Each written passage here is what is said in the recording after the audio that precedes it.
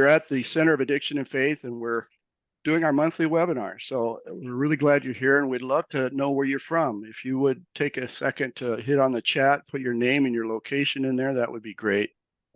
Today we have with us Amanda Sharp. Dr. Sharp is a PhD. She teaches at, see if I got this right, Amanda. I'm not sure I got this right or not, but I think George is going to do a better job of introduction. But you're teaching at the Harvard Medical School, correct? Yeah. Okay. Yes. So anyway, she's pretty smart, and she's going to teach us today about motivational interviewing. And if you don't know what that is, you're about to learn. And if you're in the caring business, if you're a clergy or counselor, a therapist, you're gonna this is a tool you ought to have for sure. During the event today, during the webinar, if you have a question, please put it in the Q&A down below. You click on Q&A. If you put it in the chat, we'll try to catch it there. But if it goes in Q&A, we'll catch it for sure. So use the Q&A button for questions that you think of, and the ones that go in there first get answered first. So a little bit about the Center of Addiction and Faith. I'm Pastor Ed Treat. I'm the founder and the director of it. And we've been in business since 2020, and we are working hard to raise awareness and to awaken faith communities to address the addiction crisis. My own experience as an addict, I turned to the church a lot for help and didn't ever find anything. And even in recovery, I would turn to the church for help and connection and meaning, and I didn't find any. And so I feel really called by God to do this work. And so in 2020, I left the parish ministry and have been doing this work. And I feel very called to do it, and I feel like the world is finally ready to talk about this. So that's been really rewarding. So we've had a lot of. It feels like things are. We're driving the conversation, which wasn't happening before, and now it's starting to happen more and more. So it's fun to see that. I'm really grateful for it. It needs to happen. I'm going to start with a prayer, and then I hand it over to our host to introduce our guest. So. Let us pray. God, grant us the serenity to accept the things we cannot change, the courage to change the things we can, and give us the wisdom to know the difference. Amen. Amen. All right. We have with us as our host today, Pastor George Wood. He's a published author and ordained minister, pastoral care counselor, a recovery ministry founder, and a recovery activist. He's the author of The Uncovery and his recently released Uncovery Devotional. His books can be found in a link that we'll put in the chat page. And George also hosts his own podcast, The Sober Truth. It's offered through the Center of Addiction and Faith or wherever you get your podcasts every other Friday. Thank you, George, for hosting today. Absolutely. Lead the way.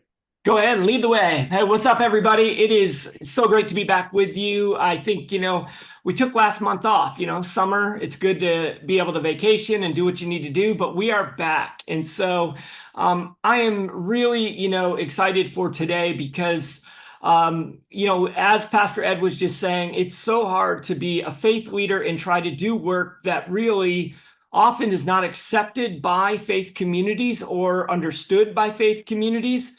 And so finding people that you can partner with on this journey of trying to change the way the world looks at recovery is so important. And for me, I think that today's guest has played a tremendous role in my journey because as back in 2018, I was director of the Timothy Initiative, and I met Amanda as she was doing her dissertation work, trying to understand the role between faith leaders and recovery. And we just really hit it off and formed a friendship that would eventually lead to laying the foundation, the groundwork that became the Sober Truth Project.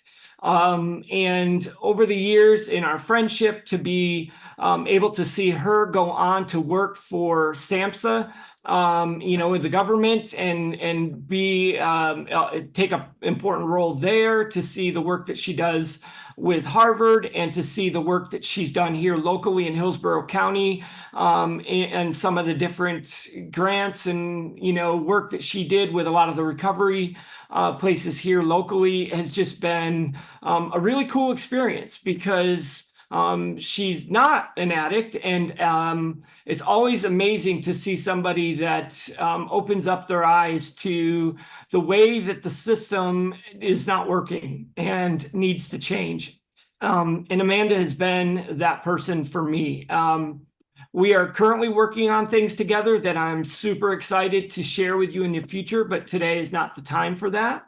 But today we are here to listen to an approach of talking to a person, motivational interviewing, that helps them get to what's really going on inside of them. I've taken this course from Amanda. It's an amazing course. She's going to break it all down in 45 minutes or less today. But she's going to at least pique your interest, and to understand that there's a different way of asking questions, of having conversations, and really drawing out of people something that they couldn't even tell you without your help. But it's a different way of communicating. And so today, I'm honored to bring you my friend, Ms. Dr. Amanda Sharp. Thank you, George. That was quite the introduction. It'll make me emotional. Okay, I am just starting sharing my screen. It should be all aligned now. Again, thank you for the introduction. Thank you for having me here. And as George said, I'm going to try and give you what I'm calling a taste of motivational interviewing, with the understanding that I have, typically give a 16-hour, 2-day workshop on motivational interviewing, right? So you're getting a snippet. So understanding that I'll move it relatively quickly through it, just so you can get that proper taste. And if you want more, there's always more. So we will move on ahead. I already had a beautiful introduction. I think I will just add to that on sort of a personal note. I always like to share that I actually, in a weird way, was like raised by motivational interviewing. My stepmom was one of the original trainers in motivational interviewing. She was trained many years ago to become a trainer in motivational interviewing, and she came into my life when I was 7, and we've been talking about it ever since. I never knew I would make my life's work around motivational interviewing, but that's how parents work, right? And I like to share that just so you know that I have been speaking this language of MI for a very long time. Susan likes to tell a story about me arguing for bedtime when I was 9 and saying, take off your MI hat, right? So it's a language that I've been speaking for a long time, and noticing sort of the difference between maybe a traditional approach and a more person-centered approach. So I'll start to give you guys that language today, but just understanding that it's like anything that requires practice or muscle memory or learning any sort of new language. It does take time, and it does take a lot of practice. So you might not get it all today, but it's there for you. Let's see, what else do I want to make sure you know about me? Well, I guess one thing that we didn't mention, or that we kind of mentioned, that some of my research really has been focused on the intersection between faith and recovery and treatment. But I have this sort of academic clinical side where my research is really focused on person-centered care, which a lot of the time person-centered care, especially in the last couple of years, has become sort of a pop culture word. Person-centered care, it's just sort of being thrown around, and I really mean it, right? And this applies in the world of sort of the crossover between non-secular faith-based orientations into sort of this clinical evidence-based recovery treatment realm, because it really requires individualism. It requires that we are focused on what it is that the individual needs and wants for themselves, and it requires that those around them who are treating them, guiding them, helping them, serving them, are really oriented towards that rather than towards themselves. So motivational interviewing is truly a patient-centered communication approach that helps us to orient around that individual, to integrate in their worldviews, their perspectives, their belief systems in a way that works for them, and to support them through that and using that. So while I won't be talking too much about sort of my research in that regard, I will be talking about motivational interviewing as a tool to be used in those spaces. So to begin, the what's, how's, and whys of motivational interviewing and your quick taste of MI journey, I'll mention real quick, why don't people change, right? We have to think about what keeps people stuck before we think about what helps them to change their behaviors. And that's truly what motivational interviewing is. It's a behavior change approach, behavior change communication strategy. Bill Miller, who's the founder of motivational interviewing, you'll hear him say, MI is not a technique or a tool to use on people. It is a way of being with people. So it's about being present. It's about sort of listening and communicating and having that dynamic collaboration with those who you're working with. So why don't people change? Why are people stuck?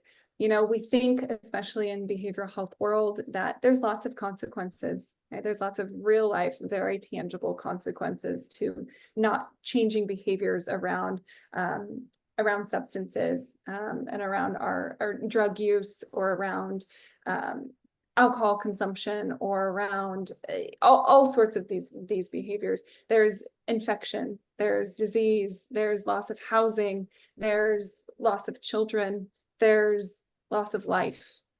The consequences are incredibly high, and we would think with those consequences, with those high risks, that would be enough to make people change. But we see over and over and again that it really isn't enough. I just like this comic. It says, what fits your busy schedule better, exercising 1 hour a day or being dead 24 hours a day?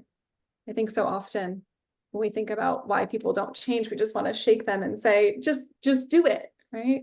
And we know that's not enough. Yet we know that this approach of do it or else still happens.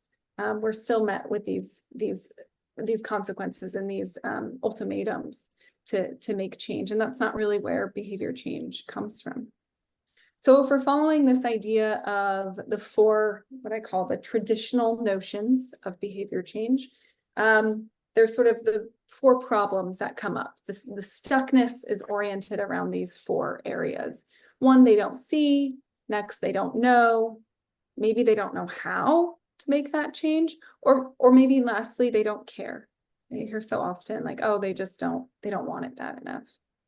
And if we're following sort of these four traditional notions in a traditional sort of behavior change orientation, there are four common solutions. So if those are common problems, the common solutions would be, well, if they don't see, we give them insight, right? If we can give them insight, they can see what the issues are, then maybe they will change. If they don't know, we give them knowledge. If they don't know how, we give them skills, we give them resources. We give them the tools that they need to make those changes. And if they don't care, lastly, right, we give them help. If people see those risks, those consequences, and are given enough to support them around that change, they'll make that change. But I want to bring this back to something personal. So I know, right now we can't be super interactive, and in my 2-day workshop, it's less of me talking and more of you guys practicing and feeling MI. But just for the sake of the limited time we have today, I just want you to brainstorm in your own mind, what are some things that you are working on? What are things you know that you should be doing, but you are not? And actually, folks have access to chat, right, George? Yeah. Yeah, so if you guys actually, throw it in your chat. What are some things that you guys are doing, or that you know you should be doing, but you're not doing? George, if you see answers come on up, read them out for me. I'd love to hear what people are working on. I have several. One of the things is reading before bed instead of watching TV before bed. I do a lot of Netflix on my tablet from my pillow. And I know I should not, right? So you're not the only one. There's a lot of people. It looks like less social media, putting down my phone. That seems to be, a common one that's appearing here. That and the food, people eating better, but definitely TV and social media, phone, that's a big one. Yeah, I hear that. I hear that a lot. And we think, okay, so in the context of life, right? That doesn't seem like it should be that hard, right? Seems like we probably all know the reasons for putting down our phone, know the reasons for eating better, know the reasons for exercising more. We're very familiar with this. Why should we do this? And we, quite honestly, probably already know a lot of solutions to this problem. We've probably already been told, well, if you read before bed, or you set an alarm, or you put your phone on do not disturb, or you set these boundaries with yourself and have a firm schedule, exercise in the morning instead of in the afternoon, don't buy snacks, right? We have all these solutions. We have all of the things that, quote unquote, we need to know in order to make these change. And yet we still don't do it. Yet it's still in this bucket of, oh, I know I should, and I'm not. And there's reasons for that stuckness. So in motivational interviewing, we're going to throw out these sort of traditional notions of the problem and the problem and the solutions, right? Because we know that by themselves, they don't work. We can know enough, we can have the resources, we can know the consequences, and just that is not enough to make a change. So we're tossing that out when it comes to motivational interviewing, because we know that in behavior change science, that information is not enough. We know neither is well-intentioned advice, scolding, and scare tactics.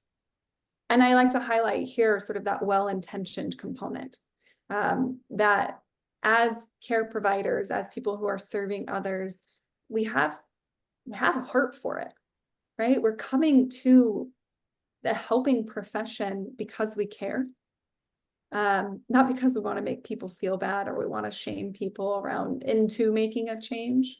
But even so, when somebody tells you what to do or why to do it, if it's not coming from inside of you, it usually creates tension or pushback, defensiveness of some type, instead of inspiring or motivating that change. So we know that doesn't work.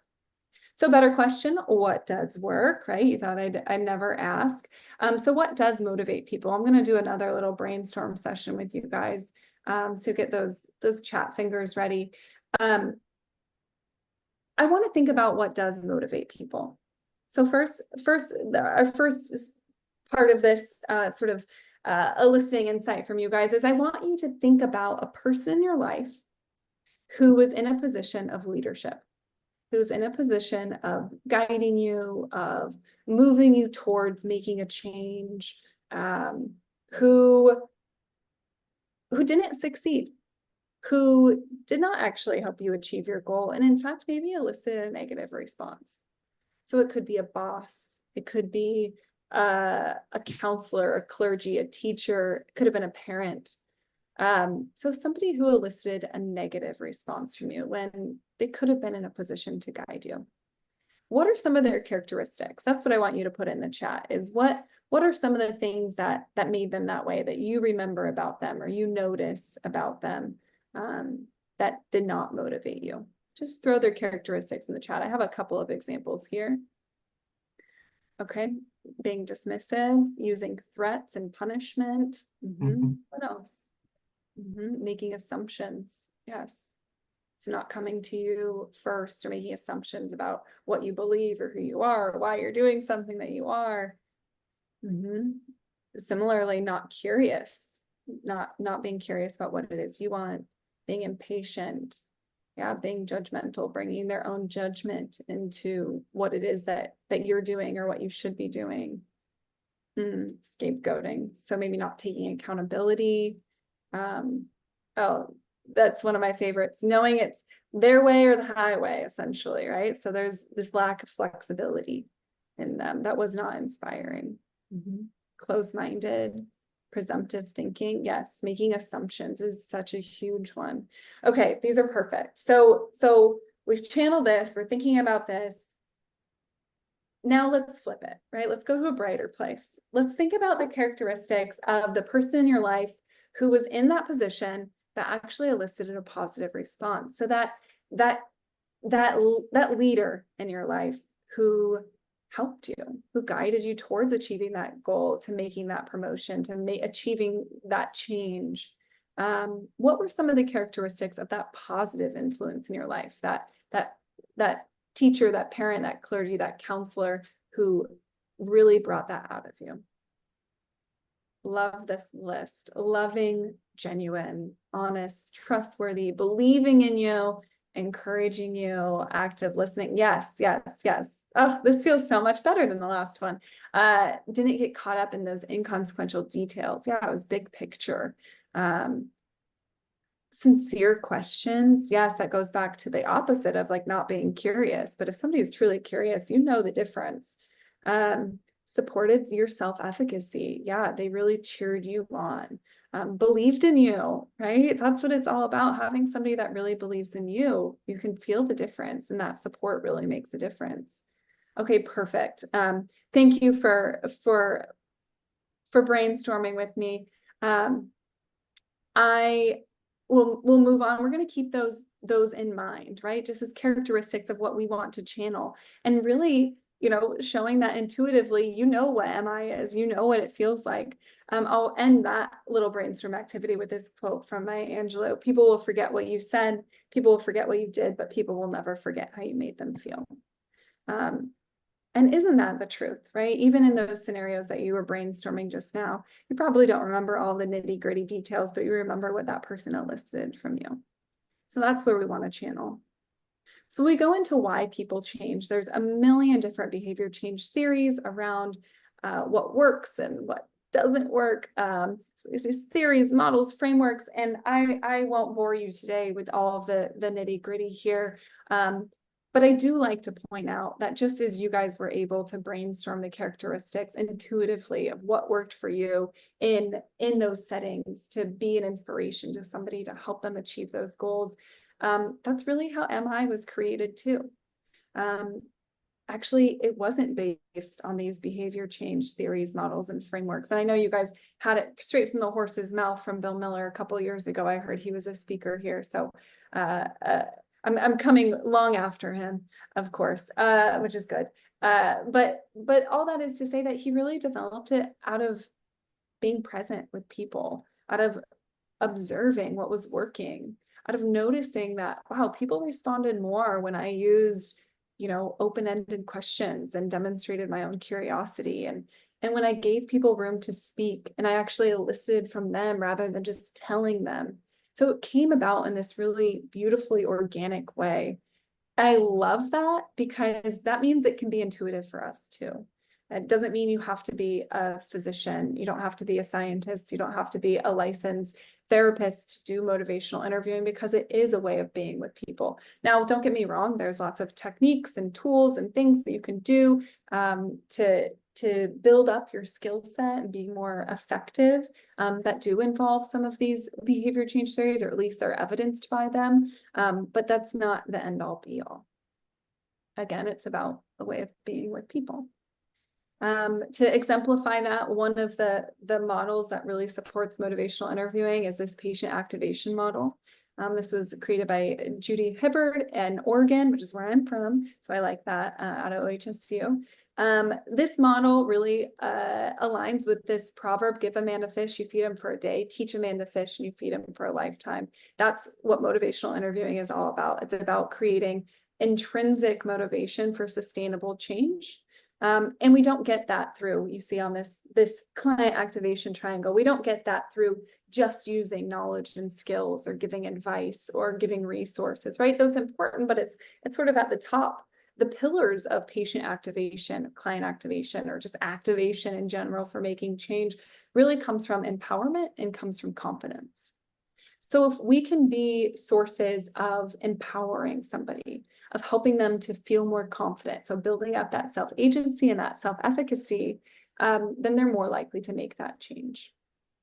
So we know that people change. We know why people don't change, but we know that people do change when they do have a good plan and they have adequate support, but also when they, when it aligns with their values, when they think that that change is important, when they've been able to vocalize that that change is important, when they're ready for it, when it aligns with their belief systems, when they believe that they have the ability to, right? So again, that empowerment and confidence.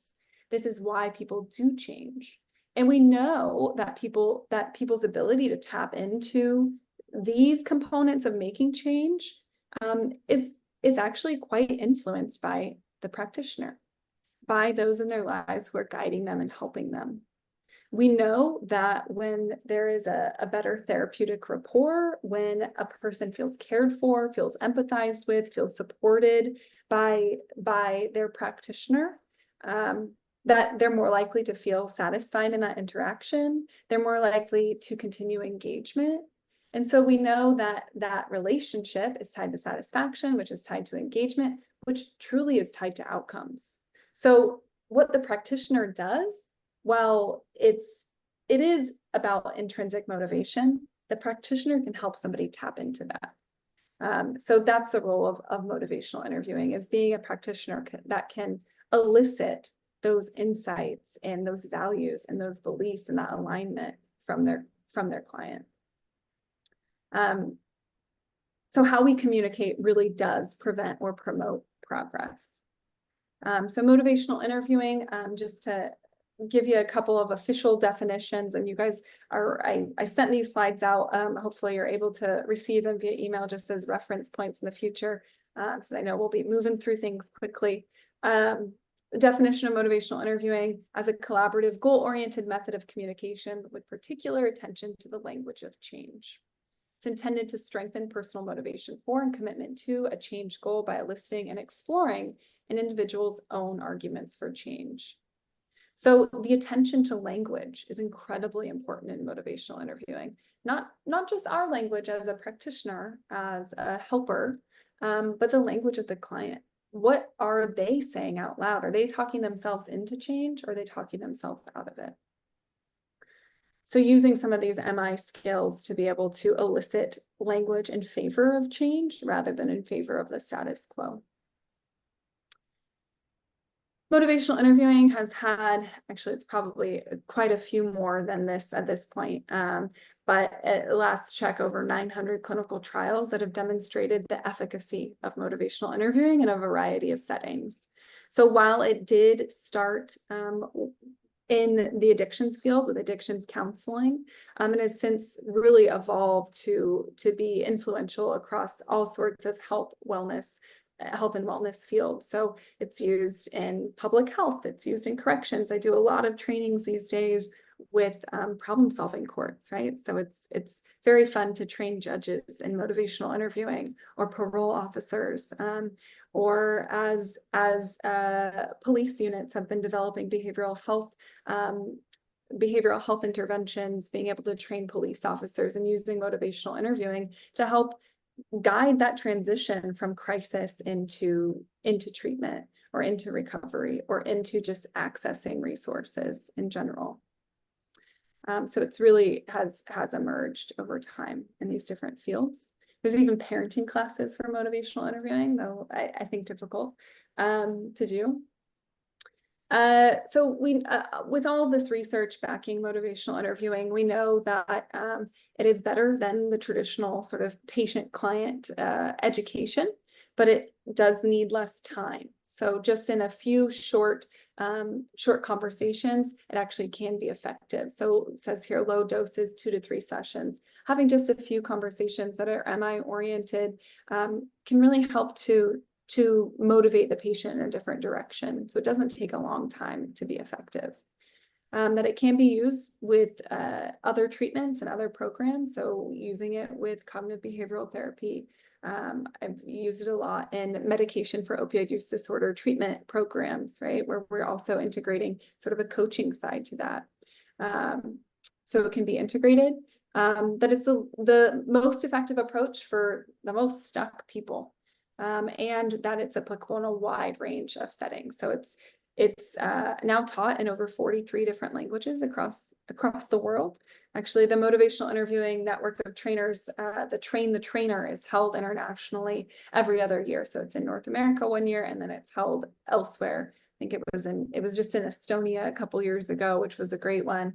So it's really taught in a diverse setting, in diverse languages. And I think that speaks to the ability to really be adaptable and flexible to the culture, to the nuance and the complexity of an individual's circumstances. It's not a one-size-fits-all approach. So, basic principles of motivational interviewing. I think I have about 10 minutes left to speak. Does that sound right, George? Mm-hmm. Okay, cool. Yeah. Just checking my time. Okay, so I'll tell you a little bit about the basic principles of MI. There's 4 of them, and they make up what we call the MI spirit. So we have partnership, acceptance, compassion, evocation. You can remember that through the acronym PACE or CAPE. And each of these components really makes up sort of the MI spirit. And actually there has been some additions to this in the new version of motivational interviewing. So a new 4th edition of MI, and the MI book came out just last year. So there's some addition to this as well, I would acknowledge. So first we have partnership. Partnership is that collaboration without hierarchy. Right? In our traditional models of behavior change, we tend to lean on this, oh, well, doctor knows best, clinician knows best, practitioner knows best. But the client, the person that is on the receiving end, they know best about their personal circumstances, about their life, about what it is that they need. And it's about balancing this expertise from the clinical or programmatic side, and the expertise from on self, from lived experience. This idea of keeping the client in the driver's seat, keeping them as the one who's deciding where to go, whereas the clinician or the practitioner is really that guide. They're the navigator. You're the GPS system to help them get there. Next, the next component of the MI spirit is acceptance. And we have absolute worth, accurate empathy, autonomy, and affirmation. Absolute worth coming from Carl Rogers' person-centered care, right? Absolute worth or positive regard, right? Goes back to that, oh, somebody can tell if you are being genuine. And absolute worth being this idea that everybody has what it takes. Everybody, if we believe we can bring this absolute worth to the table to support somebody that demonstrates acceptance. Accurate empathy being this display of empathy, not just feeling empathy, but helping somebody to feel empathized with. How do we demonstrate that understanding in our active listening and our reflections, etc.? Autonomy is another component of acceptance. So making sure that the person who you're working with is again in that driver's seat, hey, it's their body, it's their life, it's their decision to do what it is that they're going to do, and emphasizing that to somebody that they do have control and choice. I think that's especially important in behavioral health fields and working with people with substance use disorders, where so much of their autonomy in maybe traditional treatment settings or recovery settings is taken away. So re-emphasizing that they do have choice is a huge component of MI and why that works in this field. And affirmations being strength-based. These were all components of things that you guys already brainstormed around what works for motivating somebody. Being strengths-based, pointing out what they're good at, what they've already done, can be a huge way to demonstrate acceptance.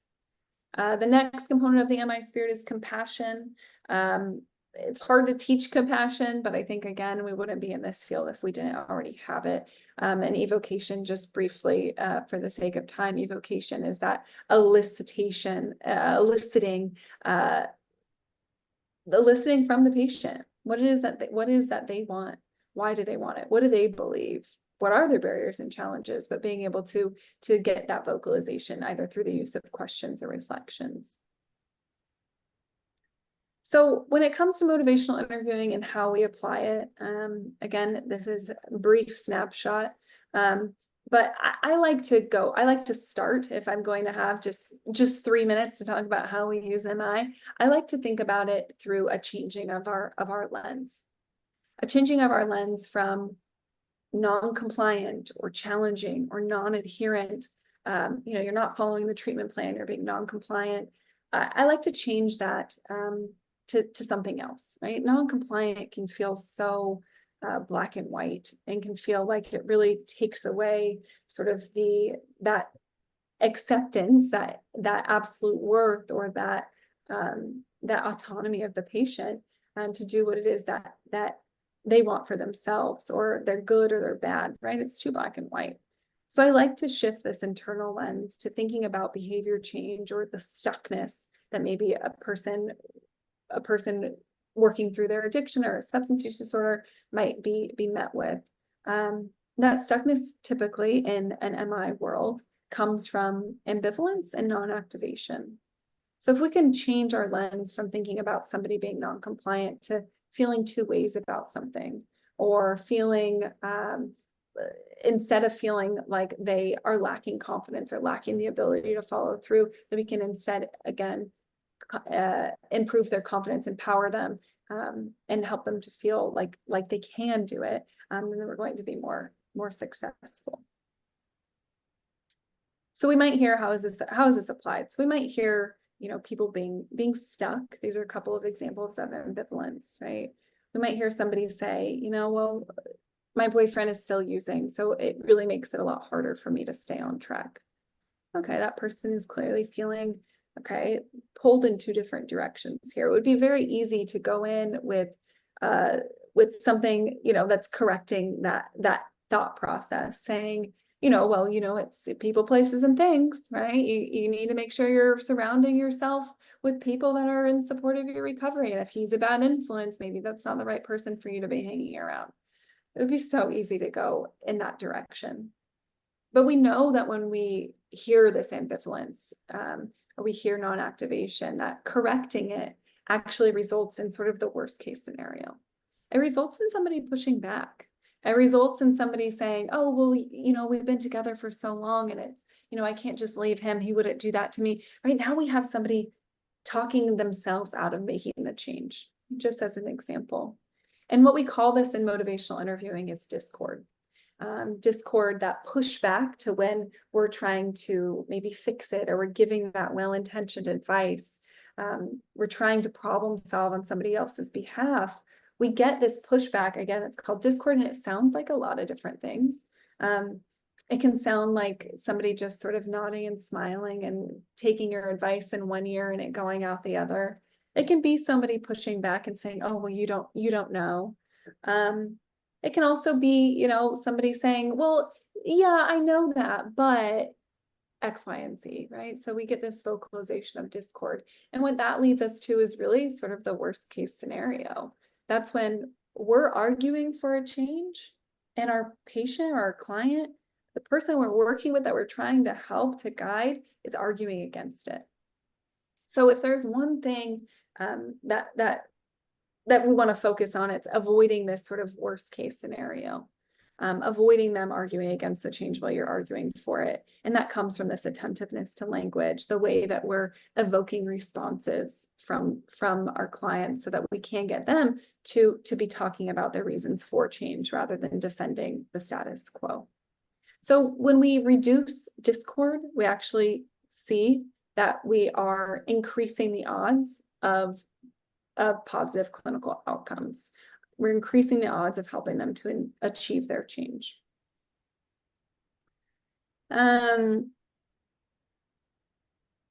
I'll skip that for the sake of time, but I love this quote, and I might be wrapping up here. But when a person feels accepted for who they are and what they do, no matter how unhealthy, it allows them the freedom to consider change rather than the need to defend against it.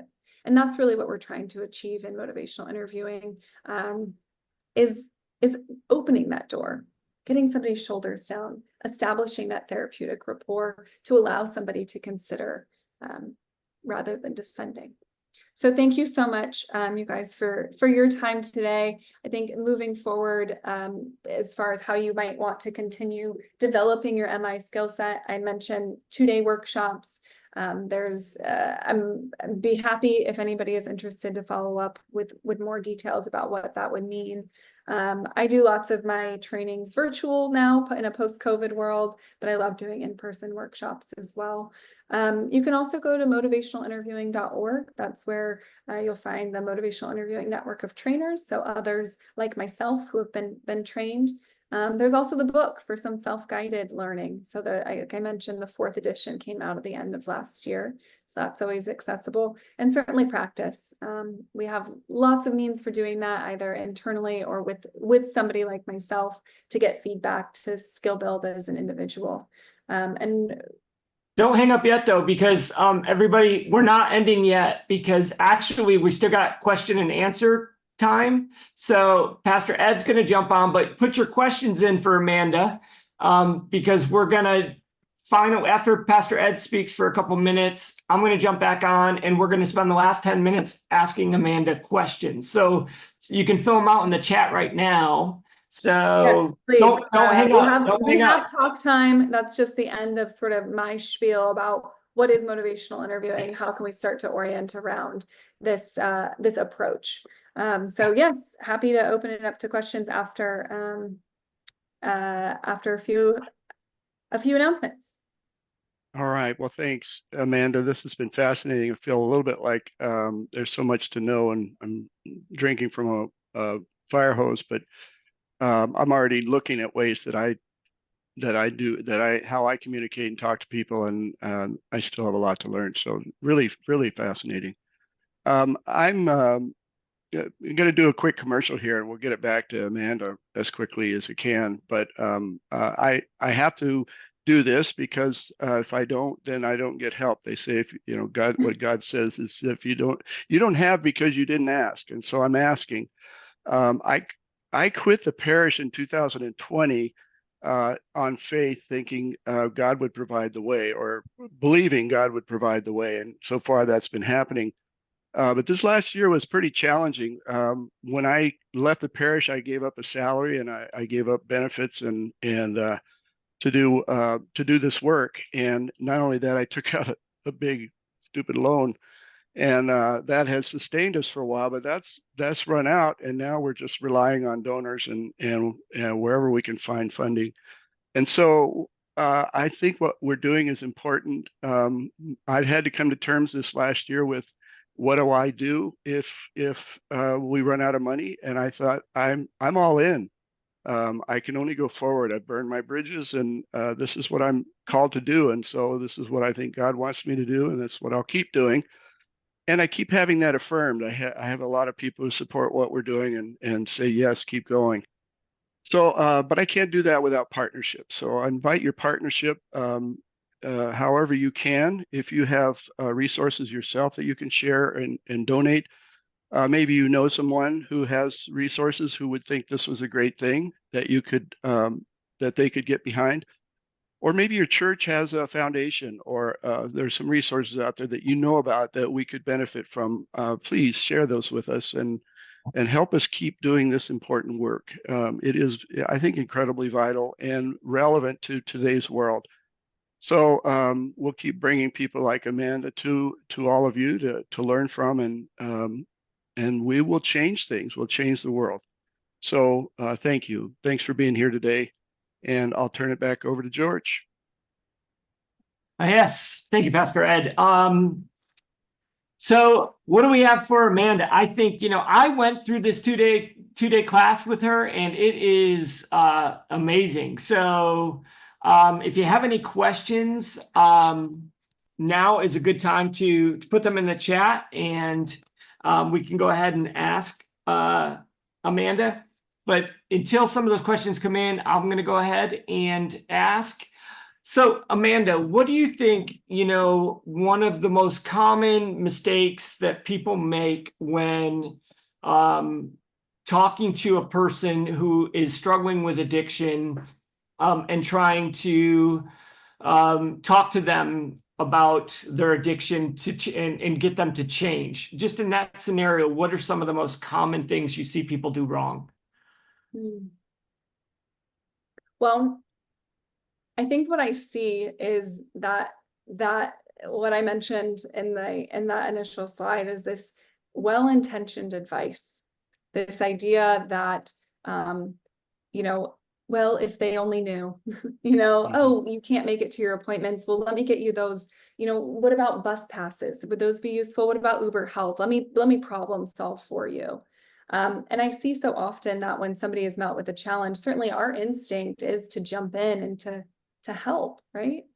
But if we're really wanting to orient ourselves around an approach that's going to be most sustainable and going to inspire intrinsic motivation for achieving change, we need to validate first. We need to validate what somebody's challenges are, whether it's something as logistical as getting a ride or transportation, or it's something deeper. It's something about their own identity. It's something about changing the way that they cope. It's about relationships and changing those around them. Like, we have to validate first. I see so often that we jump to this side of, I'm going to fix it for you, rather than just being with the person where they're at first. It doesn't mean that solutions won't come. It doesn't mean that we can't get to a place where, yeah, maybe we are problem solving. Maybe we do have some resources up our sleeve we want to share, but like, let's first focus on that connection. Let's first focus on how somebody's feeling. Yeah. And I think that can sometimes feel not super intuitive at first when we've been so trained to problem solve on somebody else's behalf. Yeah. Now, the concept of ambivalence, you mentioned it towards the end of your presentation. It was one of the more eye-opening things for me in the 2-day seminar that I went through with you. Just the way that when we push a person, even though we don't mean to push, they don't react well, right? Like, yeah, you gave the scenario just now about, a girl that's her boyfriend's still using, so maybe that's why she's still using, and you wanting to push her into, like, can't you see you need to change who you're with? The people are going to react that way. But could you maybe explain that concept a little bit more? Because that's one of the things the mistake I see people making is pushing others into a place of ambivalence. And how that negatively impacts the change you're hoping to succeed with. So maybe you could share a little bit more about ambivalence in this scenario. Yeah. Okay. Yeah. Ambivalence, sort of, actually another scenario that might sort of feel easier to hang on to. I don't like to get caught up too much in like specific examples, right? We're not doing a case study here. But the idea of ambivalence being feeling two ways about something. I often also use the example of smoking, right? And we can apply this to any substance, really, right? Okay, I know I need to quit smoking because I know it's bad for me. I know my partner doesn't like the way it smells on my clothes when I come home. I know my grandpa died of lung cancer. I know I shouldn't be doing it. And yet, honestly, I'm going through a lot right now, and quitting sucks. I've tried before, and it's hard, and I'm grumpy when I'm doing it, and I feel sick, and I feel, and honestly, like, with so much going on, it feels good for me. It's something that I enjoy. It's something that I want right now, right? So I clearly in this scenario feel two different ways about something. And when in a traditional way of sort of approaching behavior change, we might grasp onto the negative side of that ambivalence, right? So this like, oh, well, so but you want to do it even though it's bad for you, rather than acknowledging sort of where that stuckness is coming from. And by jumping onto the negative side of somebody's ambivalence, that's where we're going to get discord, rather than validating what that person's experience is, to first establish this sense of understanding, this sense of non-judgment, this sense of, that's okay. That's where you are right now. I'm going to meet you there, and we can open that door to moving forward. I don't know if that answered your question. Yeah, no, it definitely does. Elaborating on this concept of ambivalence maybe a little bit more. Well, we have another question from Keaton Douglas. Would ambivalence be the same as developing discrepancy? Well, developing discrepancy, I think, can be a way to sort of tackle ambivalence. I think it's first acknowledging that ambivalence exists rather than, and right, remember I framed this in terms of a lens of how we're thinking about behavior change or where somebody is stuck. So if we can start to notice when somebody is ambivalent or feeling two ways about something, we can help to guide them towards developing discrepancy, developing sort of, okay, well, let me weigh those pros and cons. There's tools and skills that we can utilize to sort of explore that deeper. But it's about just changing, as a practitioner, changing our lens about how we're recognizing that stuckness. Okay, that's good. I had to think for a second, like what developing discrepancy meant. Yeah, so I did too. So I could see Ed's wheels turning, mine are turning. I'm like, what does that part mean? Now, I love I think when I took the class, I naturally do a lot of these things, and I realize how the spirit of MI is so important, because when you learn how reframing your questions, reframing from a position of curiosity, you almost feel like, wow, I can actually, if I'm evil, use this in a way to manipulate the person to do something in a different way. So I love the spirit of MI, like coming at it from, this honest place. And maybe you could, speak a little bit on the spirit of MI. Mm-hmm. Yeah. Well, it's so funny when I do these trainings, and especially, or when I do the trainings and workshops or even follow-up skill building, that I use the phrase a lot, like, oh, your MI is getting in the way of doing MI, right? Because there's so many, how many open-ended questions did I ask? Or how many reflections did I use? Or, oh, wait, did I give unsolicited advice? Did I ask permission? Right? There's all these different things that we can get caught up in that can distract from truly being present, right? Once you're getting caught up in all these different applications of MI and these techniques, certainly to do it in an efficacious way. But when we get caught up in that, it removes us from that being present with the person in front of us. It removes us from that MI spirit. And I think that's always sort of my advice in the beginning is can we, instead of thinking about, am I checking all of these MI boxes?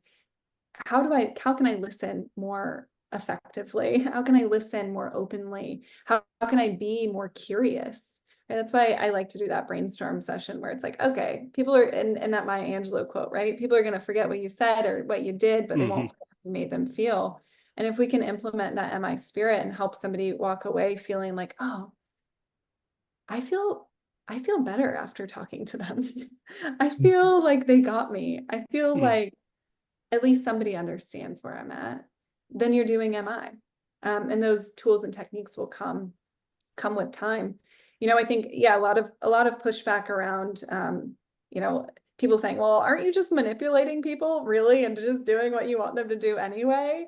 There was some big controversy years ago with sort of some military operations using motivational interviewing to seek information, right? So, and some interrogation techniques, sort of that we're mimicking MI, because it wasn't MI, because the goal was to get what they wanted, not to support what the interviewer, the interviewee wanted to give them. And that's something to keep in mind when it comes to the spirit and how MI is used with integrity, is to really align with what it is that the person in front of you wants for themselves, which I think in addictions field, like historically, we've sort of been in this like abstinence-based, like you follow the program rules or you're kicked out sort of approach. And to be able to implement motivational interviewing where it does become about what the person wants, and that's hard within systems where protocols maybe are more limiting, but there is a way to do it with our language, and it's that way of being with people. So Excellent. Thanks so much. yeah. I want to jump in with a quick question. Yeah. I want to go back to a conversation we were having before the webinar started. I was asking Amanda about her experience with the church and faith leaders, because our mission is to try to change the church. And there's a joke in my denomination that says, how many Lutherans does it take to change a light bulb? And the answer is, you can't change the light bulb. Lutherans don't like change. And so I find that as an institution and even as a local communities, that they're really resistant to change. And I think it's fear. I don't know what it is. I don't know if you have any insights into that, but I was just really interested in that conversation because I don't know how we would apply this in that situation. I mean, how do we change the church? Am I? Well, let me tell you, no. Yeah. In the last 5 minutes of today, I will tell you how to change the entire situation of yeah, change is really scary.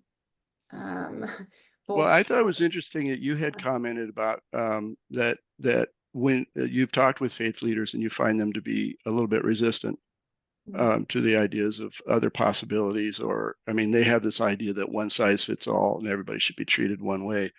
And what we are, and it sounds like you are saying, let's find out what they need and help them get what they need, instead of saying you need to do, X, and that's it.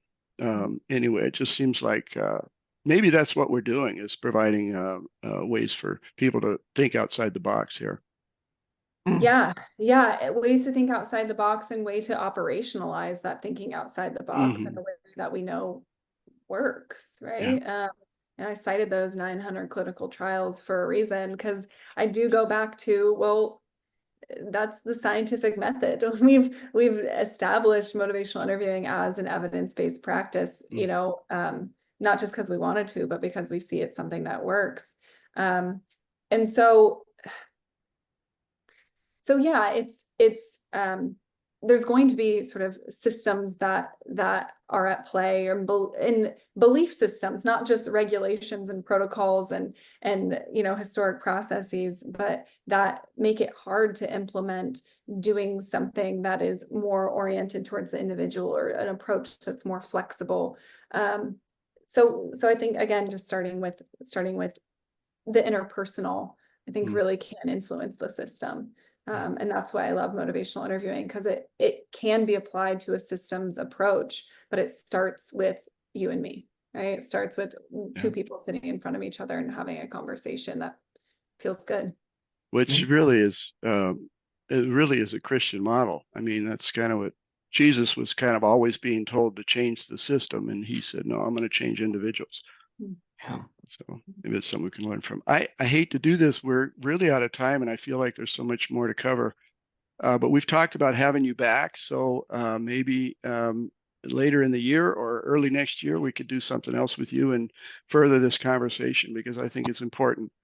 But I want to thank you for being here and taking the time to be here, and really, really appreciate your work. And thank you, George, once again, for doing a great job and leading us. Thank you all for being here today. Just a couple of quick announcements.